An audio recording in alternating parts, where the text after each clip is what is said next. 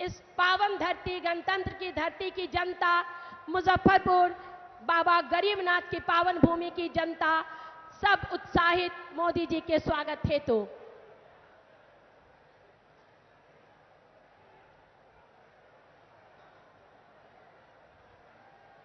सभी नेतागण माननीय मोदी जी से मिलते हुए, आशीर्वाद लेते हुए, और अब मैं भारत के यशस्वी, लोकप्रिय प्रधानमंत्री, गरीबों के मसीहा प्रधानमंत्री, हम नारियों का सम्मान नारी शक्ति वंदन अधिनियम से करने वाले ऐसे ओजस्वी, तेजस्वी, यशस्वी प्रधानमंत्री जी से आग्रह करते हैं अपना संबोधन।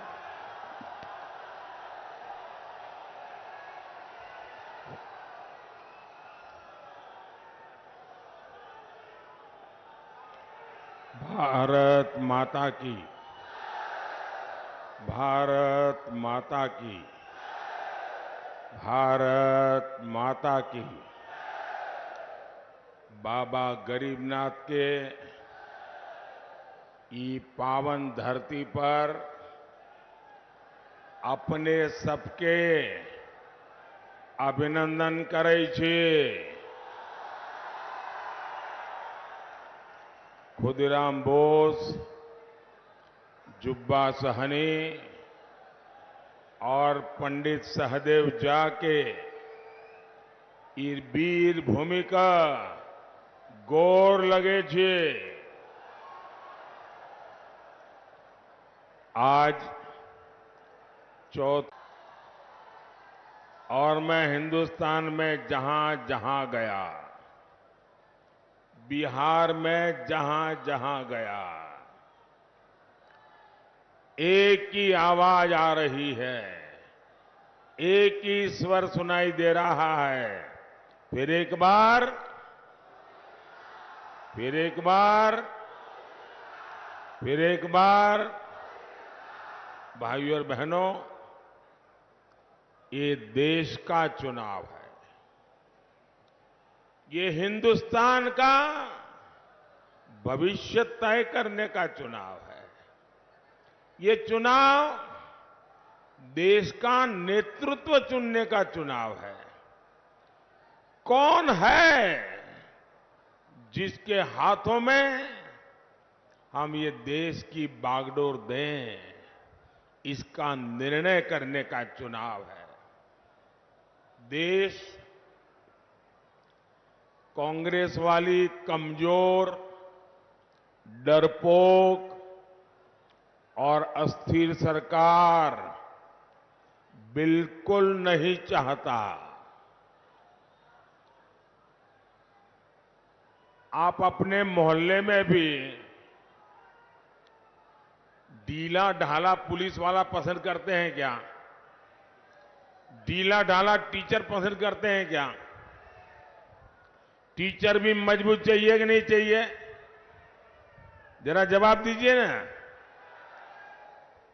टीचर भी तो मजबूत चाहिए ना। मोहल्ले में पुलिस वाला भी मजबूत चाहिए ना। तो फिर देश को प्रधानमंत्री मजबूत होना चाहिए कि नहीं होना चाहिए? डरपोक प्रधानमंत्री देश चला सकता है क्या?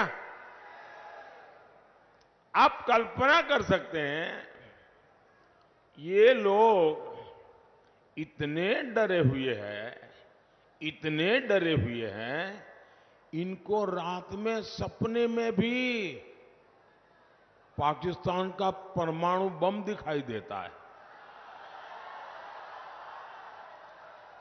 अब ऐसी पार्टियां, ऐसे नेता जिनको रात में भी सोते सोते पाकिस्तान का परमाणु बम दिखाई दे, क्या इनको देश दे सकते हैं क्या? ऐसे लोगों को देश दे सकते हैं क्या? ये कांग्रेस के नेताओं के, इंडी गठबंधन के नेताओं के कैसे कैसे बयान आ रहे हैं। कहते हैं कि पाकिस्तान ने चूड़ियां नहीं पहनी है। अरे भाई, पहना देंगे।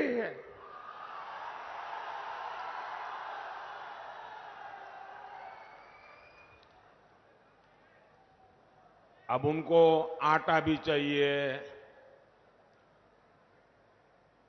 उनके पास बिजली भी नहीं है। अबे हमें मालूम नहीं है कि उनके पास चूड़ियां भी नहीं है।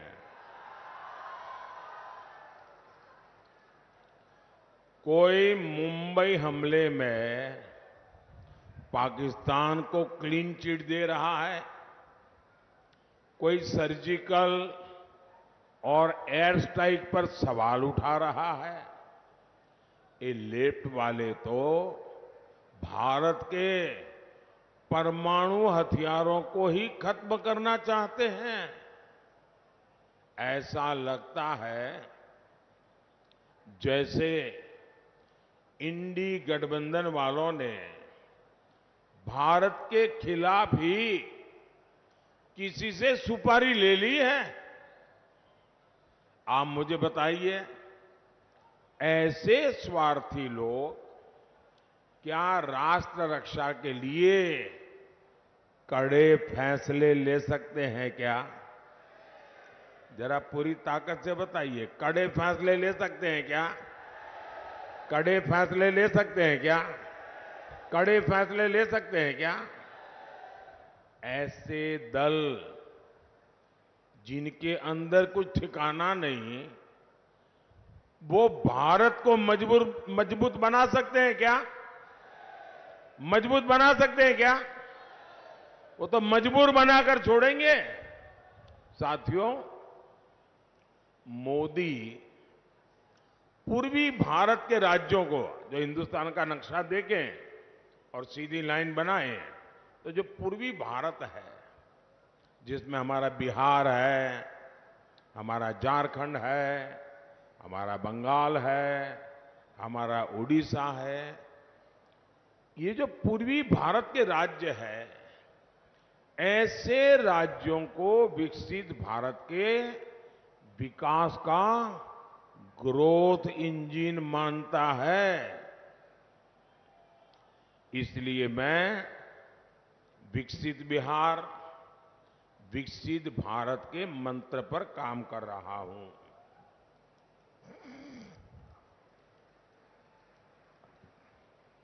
बिहार में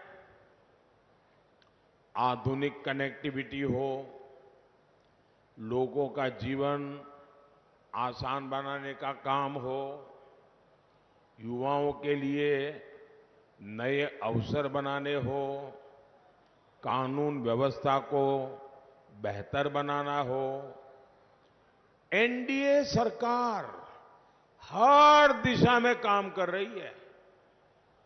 मोदी चारों दिशाओं में एक साथ काम करने का स्वभाव रखता है। मुजफ्फरपुर और बिहार के लोगों ने दशकों तक नक्सलवाद का जख्म सहा है। पहले की सरकारों ने नक्सलवाद को पाला, पोसा और उसका आपके खिलाफ इस्तेमाल भी किया। अपराध हो, नक्सलवाद हो, इसकी वजह से बिहार में उद्योग धंधे सब चौपट हो गए। आपको वो दिन याद है ना, जब शाम होते ही घर में छिपना पड़ता था, बाहर निकलना बंद हो जाता था। ये जो फर्स्ट टाइम वोटर है ना, वो तो उस समय पैदा भी नहीं हुए होंगे। उनको तो पता ही नहीं होगा क्या मुसीबत थी। अपने जरा दादा दादी पिता माता को पूछिए, जंगल राज की जिंदगी कितनी भयानक थी, कितनी डरावनी थी। आरजेडी के जंगल राज ने बिहार को कई दशक पीछे धकेल दिया था। ये एनडीए की सरकार है जो बिहार में कानून व्यवस्था को पटरी पर लाई है। अब नक्सलवाद प्रभावित जिले भी तेजी से कम हो रहे हैं, जब शांति स्थापित हो रही है तो उद्योग भी लौट रहे हैं, निवेश भी आ रहा है। और आप जानते हैं, जब निवेश आता है तो रोजगार के भी मौके बढ़ाता है। साथियों, कांग्रेस और आरजेडी का इंडी गठबंधन भारत को बांटने में ही जुटा है। ये समाज को आपस में लड़ाकर अपने वोट बैंक के तुष्टीकरण में लगा है। आप लोग जानते हैं ना, कर्नाटका कांग्रेस सरकार ने क्या किया, ये समझने जैसा है। कर्नाटका में कांग्रेस की सरकार है, उन्होंने क्या किया, रातों रात वहां जितने भी मुस्लिम जातियां हैं, सबकी सब 100% सबके सब मुसलमानों को एक रात में हुक्म निकाल करके, ऑर्डर निकाल करके ओबीसी बना दिया। इसके कारण क्या हुआ, ओबीसी को जो आरक्षण मिला था उसमें उन्होंने डाका डाला। ओबीसी जो है पहले वाले, उनके पास कुछ बचा ही नहीं। अब मुझे बताइए, क्या ये मॉडल हम बिहार में लागू होने देंगे क्या?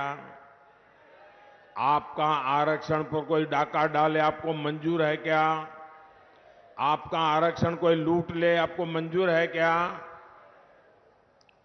और यहां बिहार में जो चारा वाले हैं, उन्होंने और भी खतरनाक बात कही है। वो तो कहते हैं कि दलित, महादलित, पिछड़े, अति पिछड़े, आदिवासी, इन लोगों को जो आरक्षण मिलता है वो उनसे लेकर के पूरा का पूरा वो मुसलमानों को देना चाहते हैं। साथियों, ये देश ऐसी कोई भी हरकत नहीं चला लेगा। और जो ये दलित, पीड़ित, आदिवासी, वंचित, ओबीसी इनका आरक्षण लूटना चाहते हैं ना, वो जरा लिख लो, ये मोदी है, जान की बाजी लगा दूंगा, लेकिन आपको न संविधान को हाथ लगाने दूंगा, न धर्म के आधार पर आरक्षण करने दूंगा, और न ही एससी, एसटी, ओबीसी का आरक्षण छीनने दूंगा। और इसलिए मोदी किसी को धर्म के आधार पर आरक्षण नहीं देने देगा। और ये मोदी की गारंटी है।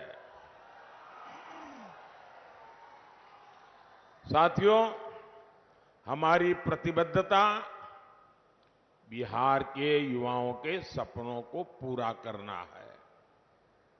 यहां नीतीश जी के नेतृत्व में लाखों सरकारी नौकरियां बिहार सरकार ने दी है, एनडीए सरकार ने दी है। केंद्र सरकार ने भी रोजगार मेलों के जरिए लाखों भर्तियों की योजना को, और हमने तो इतने सुधार किए, पहले नौकरी भर्ती में 2-2 साल तो कागजी काम चलता था, मैंने इसको कम कर करके 1 साल में 10 लाख लोगों की भर्ती करने की ताकत पैदा कर दी है। बिहार में 8 नए मेडिकल कॉलेज स्वीकृत हुए हैं। बिहार में 10,000 से ज्यादा आयुष्मान आरोग्य मंदिर बने हैं। बिहार में 400 से ज्यादा जन औषधि केंद्र खुले हैं। राज्य के गांवों में 60,000 से ज्यादा कॉमन सर्विस सेंटर खोले गए हैं। मुझे बताइए, सारा इतना हो रहा है, इसमें कौन काम कर रहा है?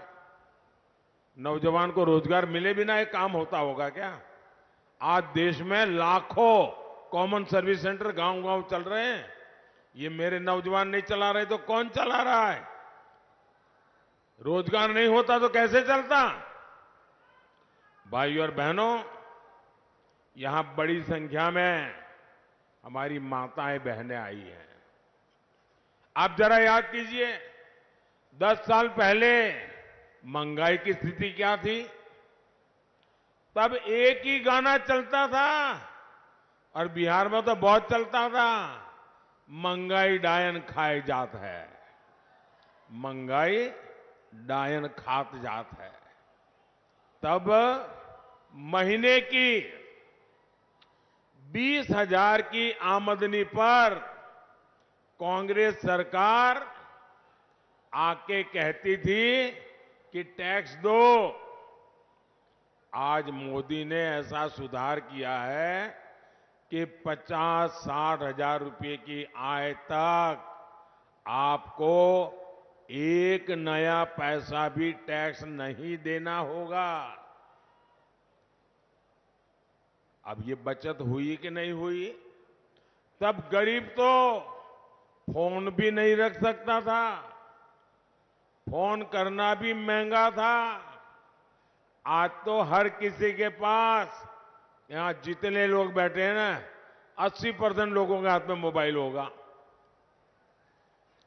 और बिल भी बहुत कम आता है। साथियों, कांग्रेस सरकार में गरीब परिवार की बहनों के लिए तो रसोई चलाना और भी मुश्किल था।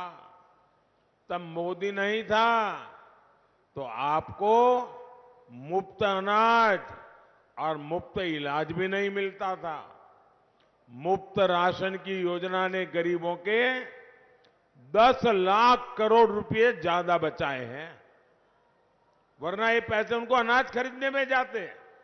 10 लाख करोड़ रुपए इस देश के लोगों के जेब में बचे हैं। हमने जो मुफ्त योजनाएं चलाई है, उस मुफ्त इलाज की आयुष्मान योजना ने गरीबों के 1.25 लाख करोड़ से ज्यादा बीमारी के समय होने वाले खर्चे मोदी कर रहा है, इसलिए आपके पैसे बच गए। जन औषधि केंद्रों में 80% डिस्काउंट से दवाई बेचते हैं हम। 100 रुपये की दवाई 20 रुपया, 15 रुपया, 8 रुपया ऐसे मिलती है। ये सस्ती दवाई के कारण आज देशवासियों के करीब दवाई में जो खर्चा होता था, उसमें 30,000 रुपया कम होकर के 30,000 रुपये की बचत हुई है। साथियों, हर परिवार की बचत बढ़ाने वाली एक और गारंटी मोदी ने दी है। अब बिहार के हर परिवार में जितने भी बुजुर्ग हैं, जिनकी उम्र 70 साल से ऊपर है, 70 साल से ऊपर जो भी है आपके घर में, कुछ न कुछ तो दवाई लगती ही लगती है। 1,000-2,000 रुपए की दवाई तो लग ही जाती है। और जो बेटा मेहनत करता है, बेटी मेहनत करती है, उसी को खर्चा भोगना पड़ता है। वो अपने बच्चों के लिए खर्च नहीं कर पाता है, बुजुर्ग मां बाप के लिए करना होता है। अब मैं आपको कहता हूं, आपको वो खर्चा नहीं करना पड़ेगा। दिल्ली में आपका बेटा बैठा है, वो खर्चा मोदी करेगा। 5 लाख रुपया तक 70 साल से ऊपर के लोगों का इलाज का खर्चा मोदी करेगा। मैं बिहार के सारे युवाओं को कहूंगा, अब ये चिंता छोड़ दीजिए कि बुजुर्ग माई बाबू के इलाज के लिए पैसे कहां से आएंगे। अब उनका मुफ्त इलाज होगा और इसका इंतजाम अपने तीसरे कार्यकाल में, तीसरी बार जब मैं सरकार बनाऊंगा, मोदी खुद इस काम को करेगा। साथियों, कांग्रेस के समय में ये बल्ब आता है ना, लट्टू, एक एलईडी बल्ब 400 रुपये में आता था। मोदी ने इसकी कीमत घटाकर 40-50 रुपये कर दी। घर घर में सस्ता एलईडी बल्ब पहुंचाकर भी सरकार ने गरीब और मध्यम वर्ग की बिजली बिल में 20,000 करोड़ रुपए बचाए हैं। साथियों, मोदी ने आपका डबल मुनाफा करने वाली भी एक और योजना बनाई है, डबल मुनाफा। इस योजना से आपकी बिजली का बिल हो जाएगा 0।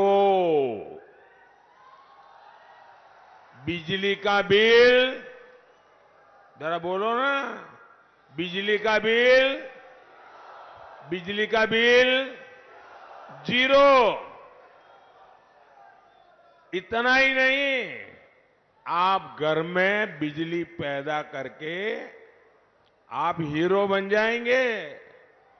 इस योजना का नाम है पीएम सूर्यघर मुफ्त बिजली योजना, और उसका रजिस्ट्रेशन चालू है। सरकार ये योजना लॉन्च कर दी है। आपको भी मैं कहूंगा, ऑनलाइन जाकर के आप अप्लाई कर दीजिए। इसके तहत छत पर सोलर पैनल लगाने के लिए सरकार आपको 75,000 रुपया देगी। 75,000 रुपया।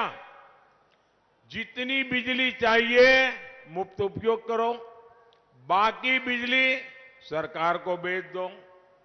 यानी आप घर का बिजली का बिल 0, ऊपर से बिजली बेच करके कमाई। ये योजना मोदी लाया है। भाइयों और बहनों, किसानों का हित एनडीए की प्राथमिकता है। बिहार के लाखों किसानों को पीएम किसान सम्मान निधि के 22,000 करोड़ रुपए मिले हैं। 22,000 करोड़ आंकड़ा छोटा नहीं है जी। उसकी जेब में 22,000 करोड़ रुपया गया है। बिहार के गांव में 22,000 करोड़ रुपया जाता है ना, तो बिहार की इकोनॉमी दौड़ने लगती है।